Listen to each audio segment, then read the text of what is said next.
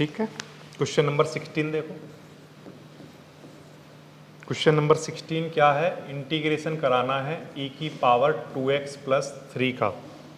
Okay, ये एक आसान सा क्वेश्चन दिया हुआ है, कैसे करोगे देखो ध्यान दो।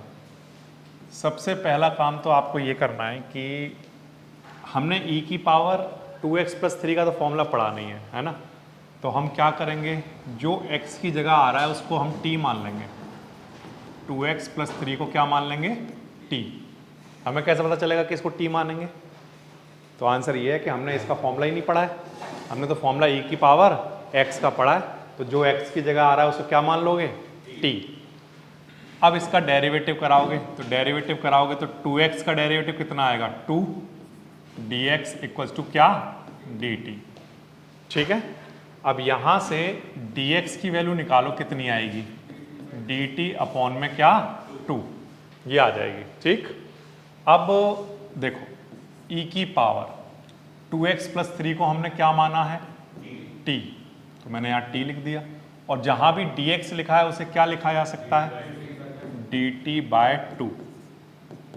ठीक है, अब 1/2 ऐसे ही ठीक है, इसका तो हमें फॉर्मूला आता है, e की पावर t का इंटीग्रेशन e की पावर t प्लस c, 1/2 ऐसे ही ठीक है, e की पावर t, t किसको माना था हमने, 2x प्लस 3 को। ठीक है, क्योंकि क्वेश्चन हमारा x की फॉर्म में है तो हम अपना आंसर भी x की फॉर्म में ही देंगे। ये है बच्चों आपका फाइनल आंसर निकल के आ जाएगा, आसान सा क्वेश्चन है। ठीक है, इसके बाद नेक्स्ट क्वेश्चन नंबर 17। ठीक है, देखो नेक्स्ट देखो question number 17, x upon e की पावर क्या गिवन है, x की पावर 2। ठीक है, इस तरह का मान लो क्वेश्चन आ जाता है, देखो कैसे करोगे। अब ये जो बोर्ड पर लिखा हुआ है ऐसा हमने कोई फॉर्मूला नहीं पढ़ा है, ठीक है, तो इसका मतलब सब्स्टिट्यूशन होगा हर हाल में। ठीक है, अब जब सब्स्टिट्यूशन हम कराएंगे तो सब्स्टिट्यूशन हम ऐसी क्वांटिटी का कराएंगे, ऐसी चीज को हम t मानेंगे, सच दैट कि हमारा ऊपर वाला टर्म dt बन जाए।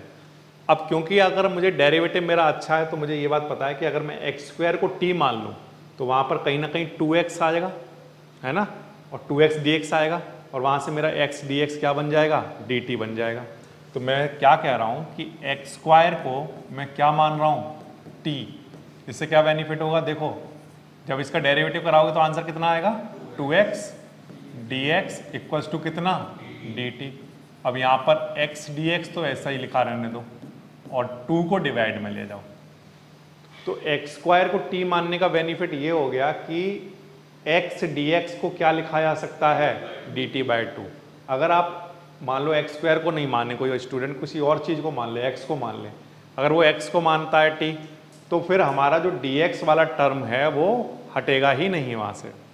ठीक है, तो जब वो हटेगा नहीं तो फिर उसके बाद मतलब कुछ इस तरह की फॉर्म नहीं बन पाएगी जिससे कि इसका इंटीग्रेशन करना आसान हो जाए।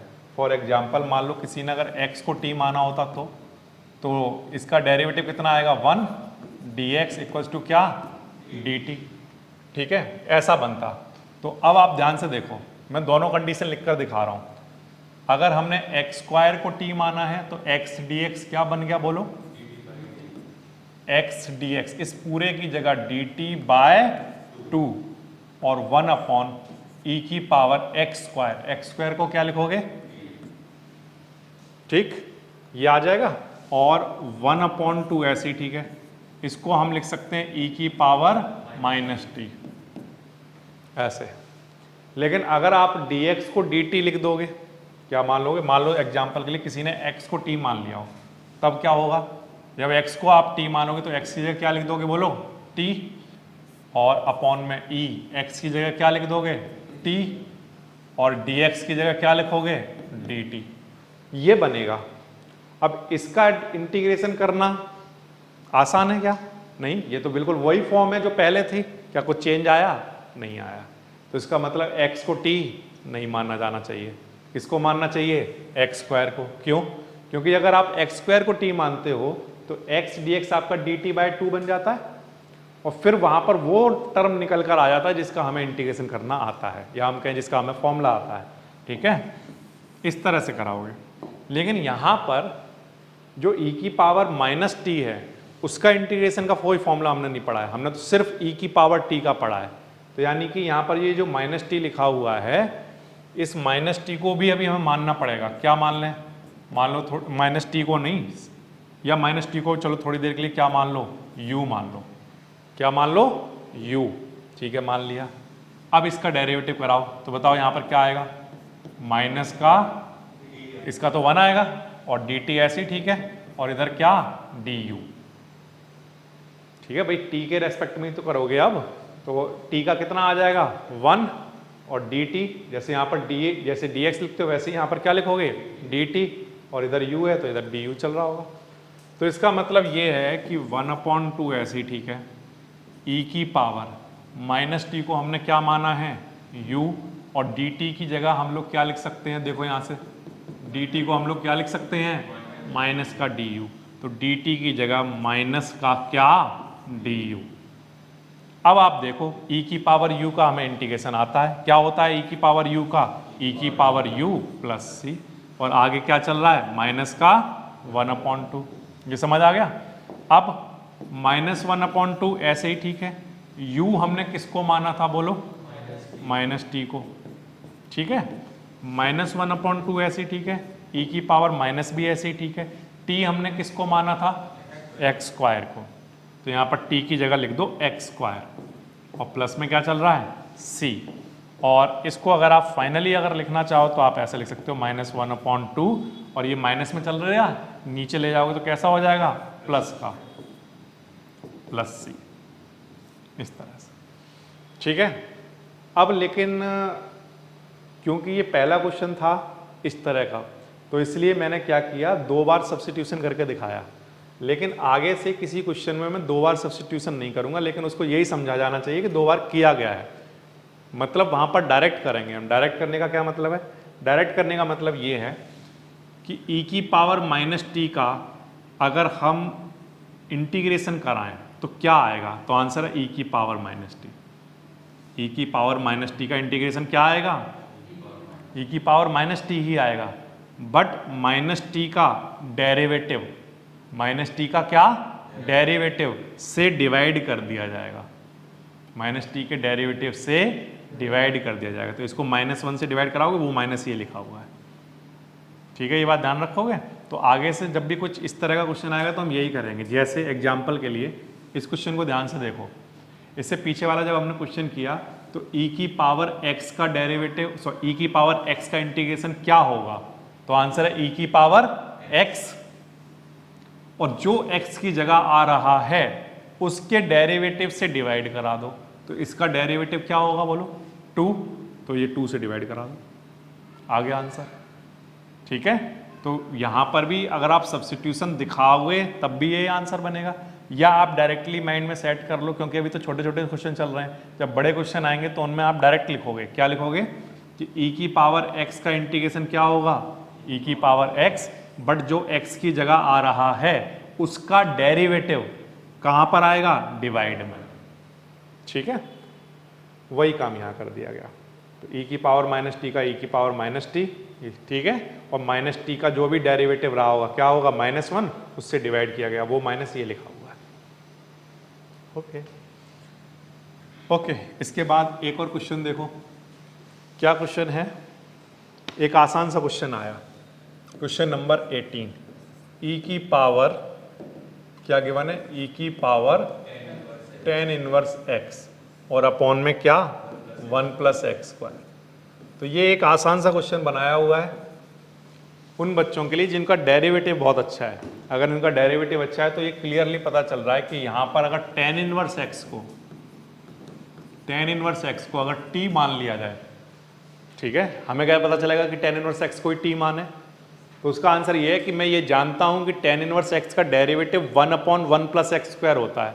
तो अगर मैं tan इनवर्स x को t मान लूँ तो मेरा 1/1 + x² क्या हो जाएगा? dt बन जाएगा।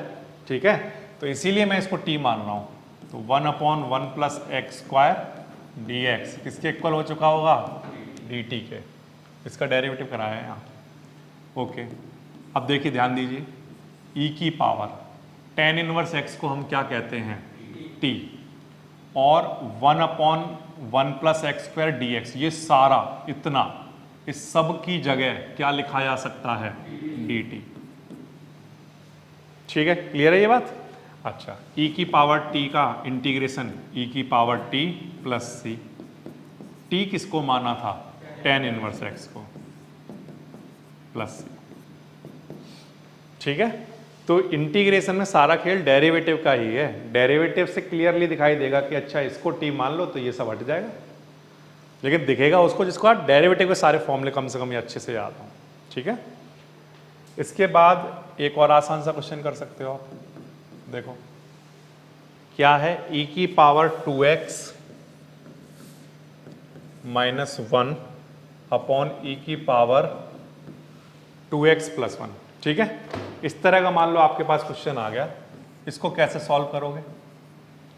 तो इसको अगर मैं मान लो इसमें न्यूमरेटर या डिनोमिनेटर इनमें से किसी को भी t मानूं, किसी को भी मान लो t मानूं, जो भी मान लो न्यूमरेटर डिनोमिनेटर, तो ना तो ऊपर वाला टर्म हटेगा, और अगर मैं ऊपर वाले को मान लूँ तो नीचे वाला टर्म अभी नहीं हटेगा। तो जब भी कोई ऐसा हो रहा हो कि डायरेक्टली t मानने पर क्वेश्चन नहीं हो पा रहा हो, तो इसका मतलब उस क्वेश्चन में कुछ ना कुछ सॉल्व किया जाएगा। एग्जाम्पल के लिए इस क्वेश्चन में कुछ भी सॉल्व करने की जरूरत नहीं थी, tan इनवर्स x को t मानते ही क्वेश्चन की वो फॉर्म बन गई जिसका हमें फॉर्मूला आता था। लेकिन इस क्वेश्चन के अंदर मैं या तो इसको t मानूं या इसको t मानूं, तो दोनों में से किसी को भी t मानूं, मेरा ये टर्म वैसा नहीं बनेगा जिसका मुझे फॉर्मूला आता है। तो इसका मतलब पहले यहाँ पर कुछ ना कुछ सॉल्व करना पड़ेगा, कुछ ना कुछ सिंप्लीफिकेशन करने पड़ेंगे इसके। तो उसको करने के लिए मैं क्या कर रहा हूँ, अपनी तरफ से e की पावर 2x से ऊपर और नीचे डिवाइड करा रहा हूँ। क्या कर रहा हूँ, e की पावर 2x से डिवाइड करा रहा हूँ। देखो मैंने आपको इस बात का तो आंसर दे दिया, किस बात का आंसर दे दिया कि हमें कैसे पता चलेगा कि यहाँ पर पहले कुछ कराना है, बोलो? क्योंकि डायरेक्टली उनमें से न्यूमरेटर या डिनोमिनेटर किसी को भी t मानने से बात नहीं बन रही है, तो इसलिए हमें कुछ ना कुछ कराना पड़ेगा। अब वो कुछ ना कुछ क्या कराना पड़ेगा वो हमें कैसे पता चलेगा, तो वो अभी आपको पता चलेगा। मैं आपको ये, जब मैं इसको डिवाइड करा रहा हूँ e की पावर 2x से, तो जब मैंने आपको पहली बार करके दिखा दिया कि e की पावर 2x से डिवाइड कराना है, तो आपको पता चल गया। यही आंसर है इसका, कि आपको कब पता चलेगा, जब पहली बार आपको सामने से वो क्वेश्चन निकल कर चला जाएगा। आगे से जब भी कोई भी e की पावर x वाले क्वेश्चन आएंगे, ठीक है, या e की पावर 2x वाले क्वेश्चन, 3x वाले क्वेश्चन आएंगे, तो उन क्वेश्चंस में इन जनरली डिवीजन कराया जाता है। क्योंकि जब इंटीग्रेशन के आप क्वेश्चन करोगे तो उनकी कोई एक लिमिट नहीं है कि वो कितने टाइप के क्वेश्चन हो सकते हैं, बहुत तरह के हो सकते हैं, लेकिन उनमें से जो कुछ पर्टिकुलर टाइप अगर हम कलेक्ट कर करके रख लें कि ये सारे क्वेश्चन इस तरह से होते हैं, ये सारे ऐसे होते हैं, ये सारे ऐसे होते हैं, सिर्फ इंटीग्रेशन को पढ़ने का यही तरीका है, अदरवाइज कोई तरीका नहीं। ठीक, तो आगे से अगर कभी भी e की पावर 2x या e की पावर x वाले क्वेश्चन आएंगे और डायरेक्टली अगर वो t रखने पर ना बन रहा हो, तो क्या कराना चाहिए वहाँ पर, डिवीजन। ठीक, ये आपने याद कर लिया कि आगे से इस टाइप के क्वेश्चन में ये करना है। ओके, तो टाइप के हिसाब से चलेगा इंटीग्रेशन। अब जब बच्चों इसको डिवाइड कराया और जब मैं इसको सेपरेट करूंगा, तो e की पावर 2x जब इसके नीचे रखूंगा तो इससे ये कट जाएगा, क्या बचेगा, 1। अच्छा, माइनस ऐसे ही, ठीक है। और जब 1 के नीचे रखूंगा e की पावर 2x को, तो कितना आएगा, e की पावर -2x, ठीक है। अच्छा, अब इसके बाद सेम काम यहाँ पर भी, e की पावर 2x को जब इसके नीचे रखूंगा तो इससे ये कैंसिल हो जाएगा, क्या बचेगा बोलो, 1 प्लस, जब इसके नीचे रखूंगा 1 के नीचे तो क्या आ जाएगा, e की पावर -2x। e की पावर 2x से डिवाइड करने पर हमें ये बेनिफिट हुआ कि इनमें से किसी एक क्वांटिटी को t मानने पर दूसरी क्वांटिटी हट जाएगी। तो मैं जो डिनोमिनेटर है उसको t मान रहा हूँ, 1 प्लस e की पावर कितना, -2x। इसको t मानने से क्या होगा, क्या आंसर बन रहा होगा, नो। एक काम करो, e की पावर 2x से मत डिवाइड कराओ, इसको किससे डिवाइड कराओ, e की पावर x से। किससे कराओ, e की पावर x से डिवाइड कराओ, क्योंकि 1 का डेरिवेटिव क्या हो जाएगा, 0 हो जाएगा, मेरा फिर ऊपर वाला टर्म फिर से नहीं बनेगा। तो मैं e की पावर 2x की जगह किससे डिवाइड करा देता हूँ, e की पावर सिर्फ x से कराता हूँ, तो मेरा ये टर्म बन जाएगा बड़े आसानी से। ठीक है, क्या बन जाएगा, e की पावर एक्स से डिवाइड कराता हूँ।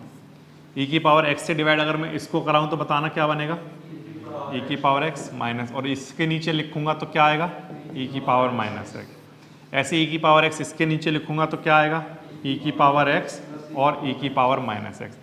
अब अगर मैं इसको डिनोमिनेटर को अगर मैं टी मानूं, ठीक है, किसको मानूं, ई की पावर एक्स प्लस ई की पावर माइनस एक्स।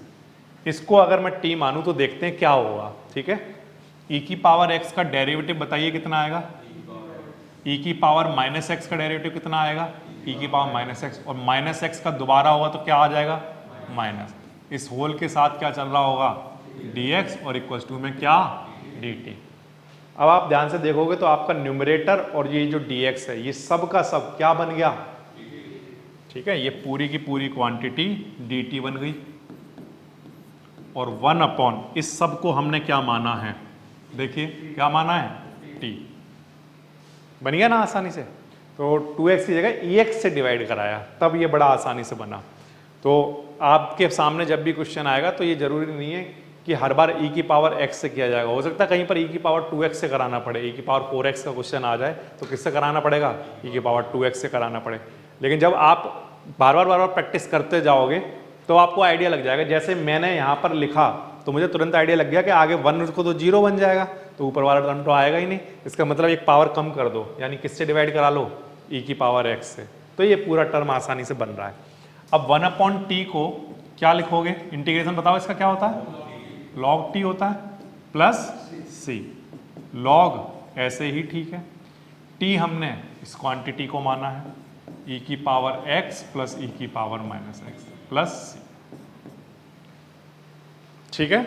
तो फिर से ये वो क्वेश्चन है जिसमें न्यूमरेटर और डिनोमिनेटर को डायरेक्टली t मानने पर क्वेश्चन नहीं हो रहा है, तो इसीलिए हमने अपनी तरफ से कुछ डिवीजन मल्टीप्लिकेशन कुछ ना कुछ कराना पड़ेगा हमें। इसमें हमने e की पावर x से डिवाइड कराया है ऊपर और नीचे, फिर उनको सेपरेट कर दिया है, न्यूमरेटर जो डिनोमिनेटर है उनको सेपरेट कर दिया, फिर इस टर्म को t मानोगे तो आपका जो न्यूमरेटर है और dx है ये सारा का सारा टर्म क्या बन जाएगा, dt, और नीचे तो t चल ही रहा है, और 1 अपॉन टी का इंटीग्रेशन log t होता है, t की जगह हमने वैल्यू पुट कर दी।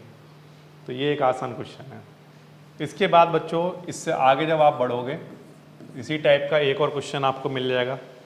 क्या क्वेश्चन आया, तो आंसर है e की पावर 2x माइनस e की पावर क्या, माइनस 2x, और e की पावर 2x प्लस e की पावर माइनस 2x, ऐसा क्वेश्चन आया, ठीक है।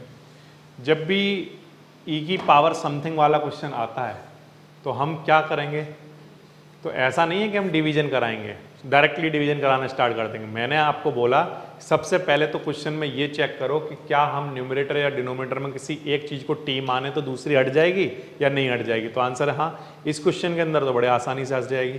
कैसे, अगर हम इस डिनोमिनेटर को e की पावर 2x को हम क्या मान लें, t, इसको हम क्या मान लें, t, तो जब इसका डेरिवेटिव कराओगे तो e की पावर 2x का डेरिवेटिव कितना, e की पावर 2x, और 2x का दोबारा होगा तो क्या आ जाएगा 2, e की पावर माइनस 2x का डेरिवेटिव कितना, e की पावर माइनस 2x, माइनस, ठीक है यही बनेगा, और माइनस 2x का दोबारा कराओगे तो कितना आएगा, माइनस का 2, और इस सब के साथ क्या चल रहा होगा, dx इक्वल्स टू में क्या, dt।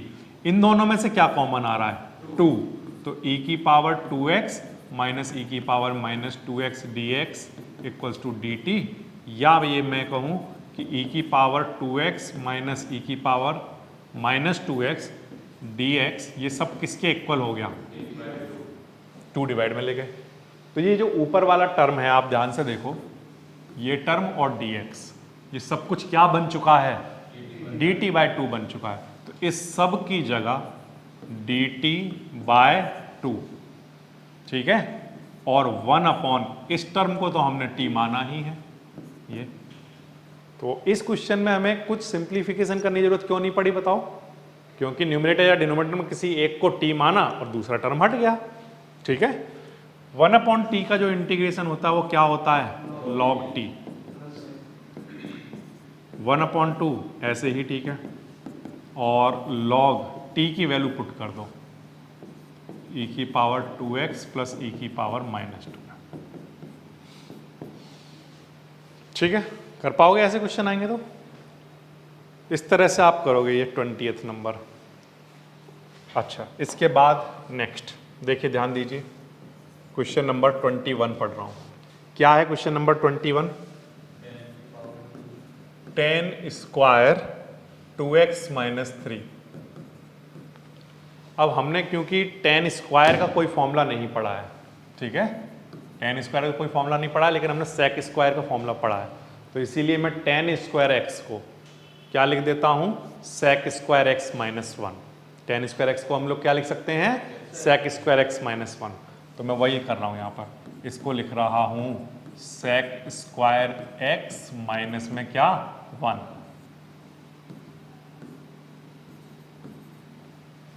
क्या कर दिया ये, tan स्क्वायर x को क्या लिख दिया, sec स्क्वायर x माइनस 1।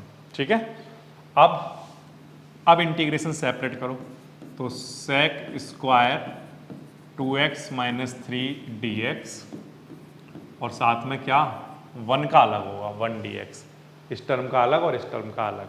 ठीक है, अब एक बार फिर से सुनो, जब ये tan स्क्वायर, जब ये क्वेश्चन आपके सामने आया, क्या आपको इसका डायरेक्ट फॉर्मूला पता है?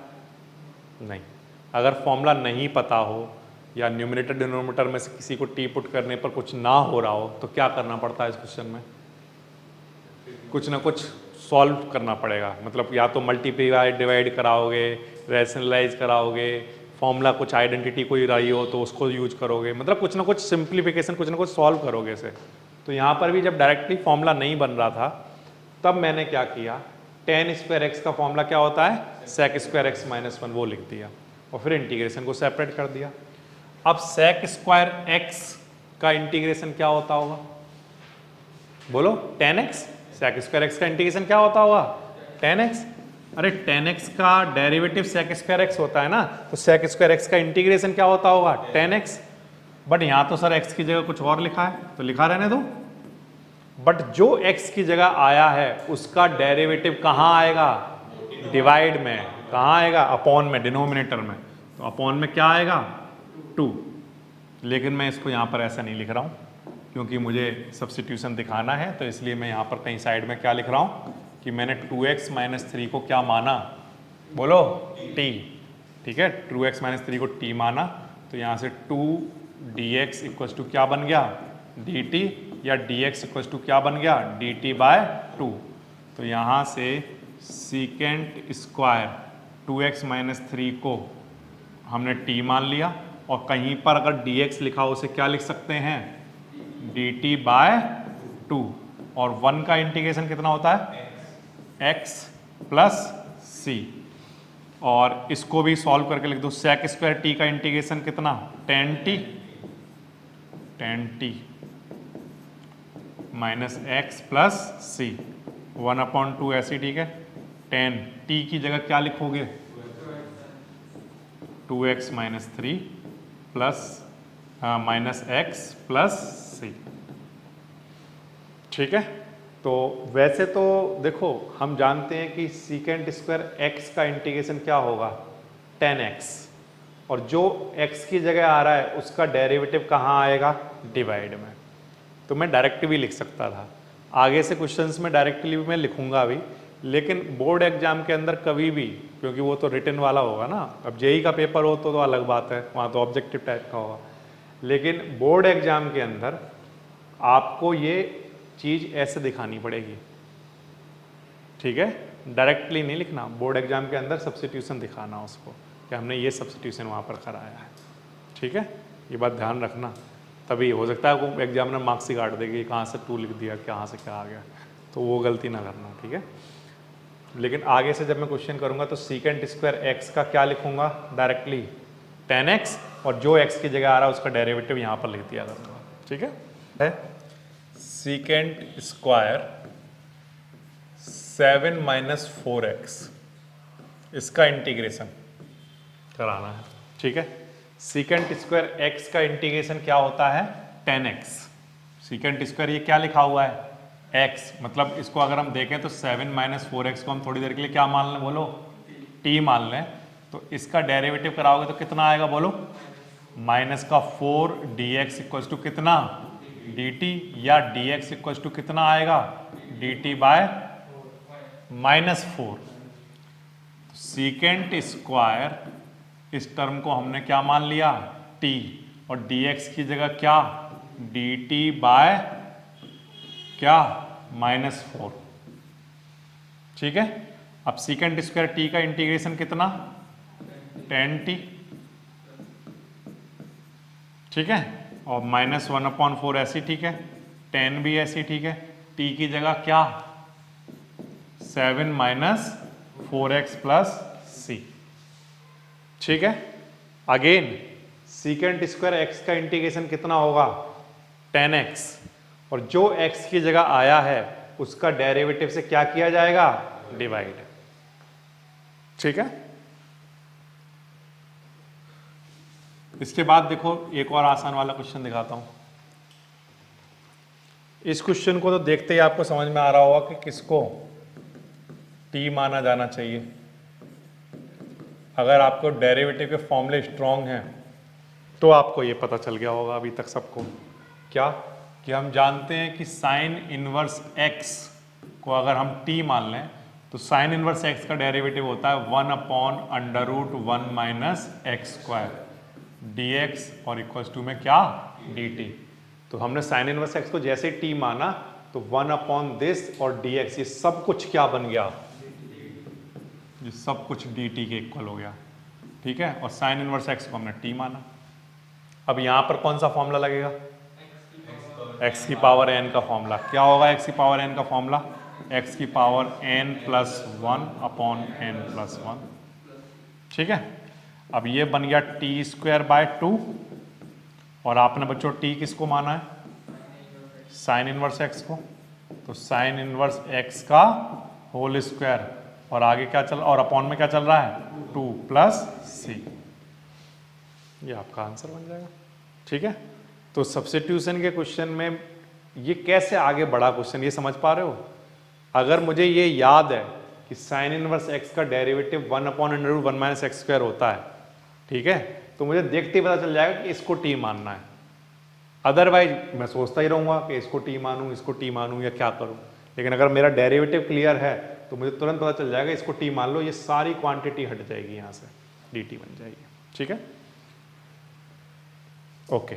इसके बाद नेक्स्ट क्वेश्चन नंबर 24 पर आ जाओ। देखो कितना आसान सा क्वेश्चन दिया हुआ है। क्या क्वेश्चन है, 2 cos x - 3 sin x upon 6 cos x + 4 sin x dx। समझ में आ रहा है इंटीग्रेशन क्वेश्चन कैसे कर रहा हूं।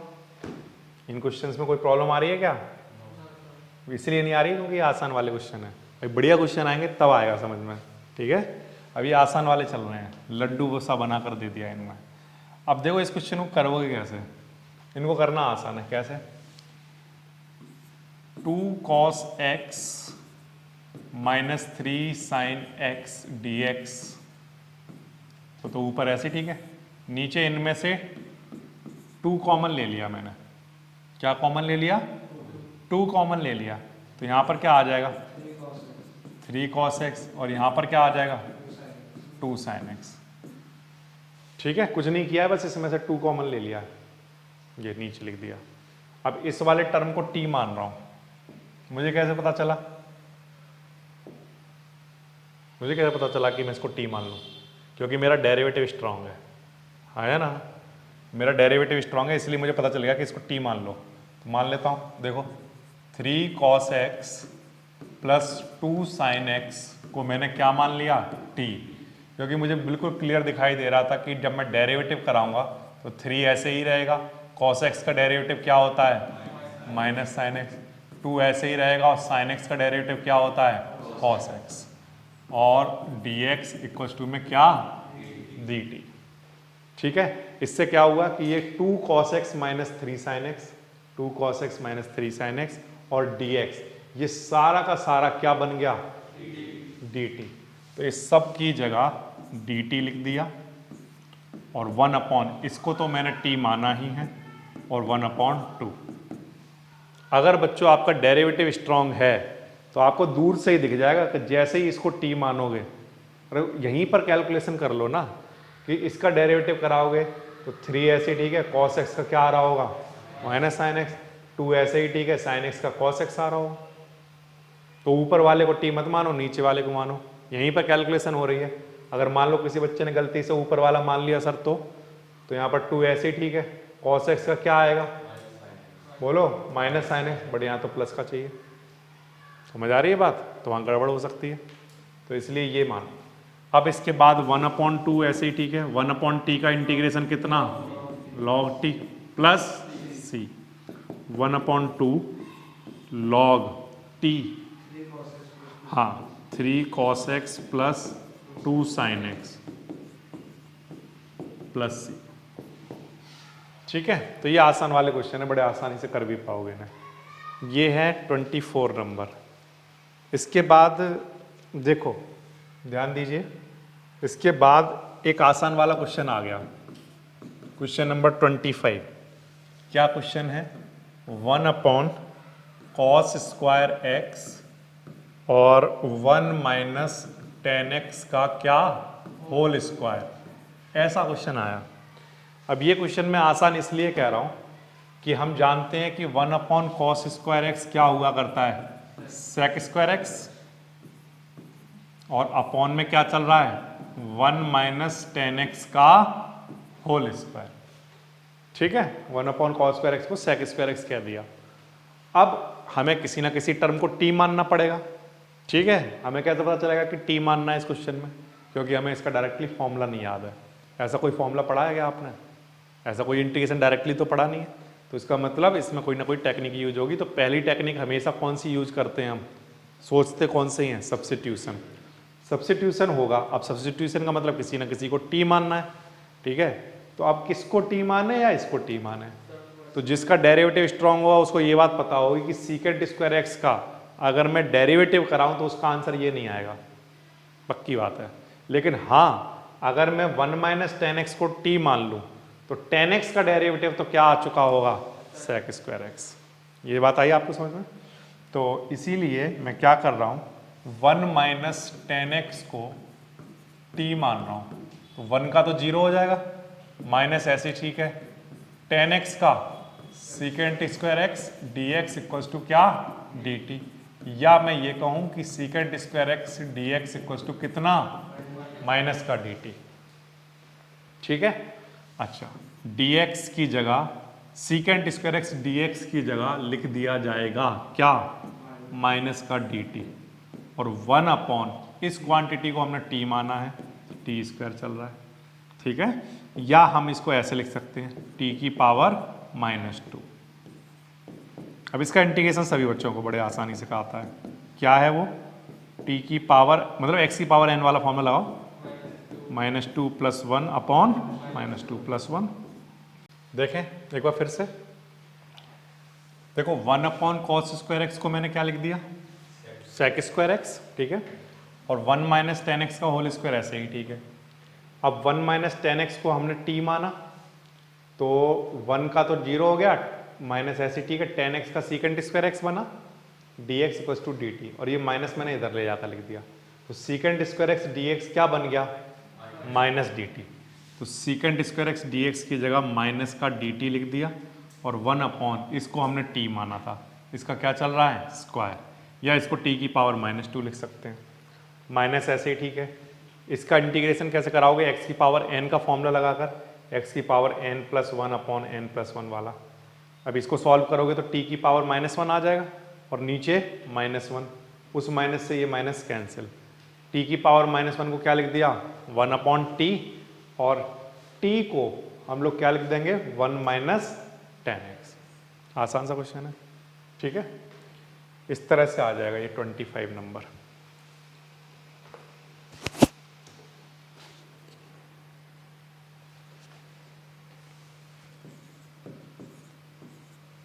ट्वेंटी 26 नंबर क्या है, cos √x अपॉन में क्या √x dx।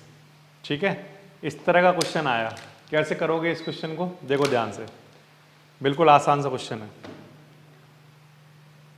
बताओ किसको टी मानोगे? मैं किस, यहां पर बोर्ड पर लिखे हुए किस क्वांटिटी को मैं टी मानूं कि सच दैट कि मेरा फॉर्मूला बन जाए जिसको मुझे बड़े आसानी से मैं उसका इंटीग्रेशन कर पाऊं, ऐसा कुछ टर्म बन जाए। तो देखो डेरिवेटिव में हमने ये पढ़ा है कि अगर रूट एक्स का डेरिवेटिव कराएं तो उसका आंसर क्या होता है? Very good, 1/2 root x. तो मुझे यहाँ पर ये क्लियर दिखाई दे रहा है कि अगर मैं इस रूट एक्स को, नीचे वाले को नहीं, ऊपर वाले को, इसका डेरिवेटिव कराओ, कितना आएगा? 1/2 root x d x equal to में कितना? D t. ठीक है ना? तो अगर मैं ऊपर वाले रूट एक्स को टी मान लेता हूं तो मुझे पता है कि जब मैं इसका डेरिवेटिव कराऊंगा तो वहां पर रूट एक्स जरूर आता होगा। तो यहां से ध्यान दो, डी एक्स ऐसे ठीक है, डी एक्स ऐसे ठीक है, और 1/2 रूट एक्स नीचे आएगा ना, यहां पर लिखो 1/2 रूट एक्स। तो डी एक्स अपॉन में रूट एक्स ऐसे ठीक है, ये 2 इधर ले जाओ मल्टीप्लाई में। ठीक है, फिर से रूट एक्स का जो डेरिवेटिव आएगा वो क्या? 1/2 रूट एक्स, और d x equal to d t चल रहा है, डी एक्स ऐसे लिखा रहने दो, रूट एक्स ऐसे लिखा रहने दो, ये 2 इधर मल्टीप्लाई में आ गया। तो अगर कहीं पर d x upon root x लिखा हो, d x upon root x, तो उसे क्या लिखा जा सकता है? 2 डी टी। ये बात आ गई समझ में? कहीं पर d x upon root x लिखा हो तो उसे 2 डी टी लिखा जा सकता है, और यहाँ पर कॉस ऐसे ठीक है, और इस रूट एक्स को हमने क्या माना है? टी। आ गया ना? अब आपकी फॉर्म बन गई। अब 2 ऐसे ठीक है, कॉस टी का इंटीग्रेशन कितना होता है? Sine t. ठीक है ना? 2 ऐसे ठीक है, साइन ऐसे ठीक है, टी हमने किसको माना है? रूट एक्स को। तो यहां पर एक बात ध्यान रखने वाली है कि अगर मैं नीचे वाले टर्म को टी मानता तो ऊपर वाला टर्म तो हटेगा नहीं, रूट एक्स से कॉस तो आ नहीं जाएगा। ठीक है, लेकिन ये बात बताती कि ऊपर वाले रूट एक्स को अगर मानोगे तो नीचे वाला रूट एक्स हटेगा, क्योंकि उसके डेरिवेटिव में रूट एक्स नीचे आता है। ठीक है ना? तो बड़े आसानी से हट जाएगा। फिर इसके बाद करना आसान है, इसको आपने टी कह दिया, d x upon root x को आपने 2 डी टी लिख दिया।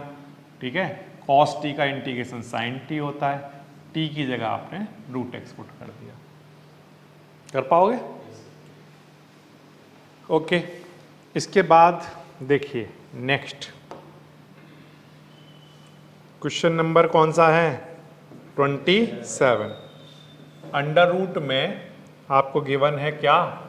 साइन 2x, और बाहर क्या लिखा हुआ है? Cos 2x। इस तरह का क्वेश्चन आया। अब अगेन आपके पास क्या है? 2 टर्म है। क्या है? 2 टर्म। इन 2 टर्म में से किसी एक को तो टी मानोगे। किसको मानोगे? साइन 2x को। साइन 2x को टी मानोगे तो कॉस 2x हट जाएगा। आया ना? अरे यस, साइन 2x को अगर हम टी मान लें तो हमें पता है कि साइन 2x का डेरिवेटिव जब कराएंगे तो साइन 2x का डेरिवेटिव क्या होगा? कॉस 2x, और साथ में 2 चल रहा होगा, तो 2 cos 2x dx equal to में क्या? dt। यस, अब cos 2x dx ऐसे ही ठीक है, और dt अपॉन में क्या आ जाएगा? ठीक है। अच्छा, अब cos 2x dx की जगह क्या लिख दो? dt अपॉन में 2, और इंटीग्रेशन साइन 2x का कितना? t। 1/2 ऐसे ही ठीक है। इसका इंटीग्रेशन कैसे कराओगे? t की पावर 1/2 तो मानोगे इसे, है ना? तो इसका क्या आएगा आंसर? 1/2 प्लस 1, और नीचे भी 1/2 प्लस 1, और 1/2 चल ही रहा है। ठीक है, अब 1/2 ऐसे ठीक है, t की पावर यहाँ कितना आ जाएगा? 3/2 अपॉन 3/2 प्लस c। आगे लिख दो इसको सॉल्व करके, 1/2 ऐसे ठीक है, ये 3/2 ऊपर जाएगा, या मैं इसको कैंसिल कर दूं यहीं पर, 2 से 2 कैंसिल हो जाएगा, तो नीचे बचा क्या होगा? सिर्फ 3, और t की पावर 3/2 चल रही है, t की जगह क्या लिखोगे? इसकी पावर 3/2। ठीक है ना? तो एक बार फिर से हम sin 2x को क्या माना हमने, t। क्यों? क्योंकि हमें पता था कि sin 2x को t मानोगे तो cos 2x dx dt कुछ समथिंग बन जाएगा, लेकिन cos 2x को अगर हम t मानते तो अब उससे कोई फर्क नहीं पड़ता, माइनस आ जाता, आने दो। लेकिन दिक्कत ये थी कि cos 2x को अगर कोई बच्चा t मान लेता तो cos 2x को t मानने पर देखो क्या होता, ध्यान दो, cos 2x को अगर किसी ने t माना होता तो इसका आंसर आता माइनस का sin 2x dx equals to dt, ऐसा कुछ चल रहा होता। तो क्या ये टर्म हटता? क्योंकि इसके ऊपर तो रूट लगा हुआ है और यहाँ पर बिना रूट वाला sin 2x आता, तो वो हटता नहीं। तो इसलिए cos 2x को नहीं, किसको माना जाना चाहिए, sin 2x को। sin 2x को t मानोगे तो cos 2x dx क्या बन जाएगा, dt बाय 2, और इसको आपने t माना ही है, फिर इसका इंटीग्रेशन करना आसान हो जाएगा। ठीक है। कोई भी सपना साकार करने के लिए सबसे जरूरी है सही कोच का होना। चुनिए GS क्लासेस को और करें अपने बोर्ड एंड JEE का सपना साकार। Download the app now.